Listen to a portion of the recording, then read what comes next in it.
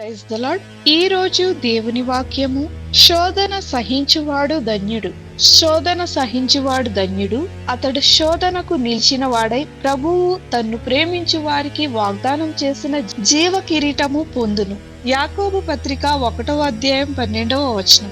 అవును, మనము శోధింపబడిన తరువాత సువర్ణముగా మారేదమని భక్తుడు తెలియజేస్తున్నాడు. ఏ విధంగా సువర్ణము పుటము వేయబడి పరీక్షించబడిన తరువాత నలుగగొట్టబడి సాగదీయబడి ఒక మంచి ఆకర్షణీయమైన ఆభరణంగా మారుతుందో, మనము కూడా శోధనలను సహించి వాటిలో మన విశ్వాసమును కోల్పోక ప్రభువులో స్థిరముగా నిలిచినప్పుడు ప్రభువు మనకు వాగ్దానం చేసిన జీవ కిరీటమును పొందెదము. మరియు మనము కూడా ఆకర్షణీయమైన ఆభరణముగా మార్చబడి అనేకులను క్రీస్తు కొరకు ఆకర్షించే వారిగాను ఆశీర్వాదకరంగాను మార్చబడతాము. ప్రార్థన. ప్రభువైన యేసు, శోధనలను సహించే శక్తిని, జ్ఞానమును, బలమును మాకు దయచేయమని యేసు నామమున అడుగుచున్నాము తండ్రి.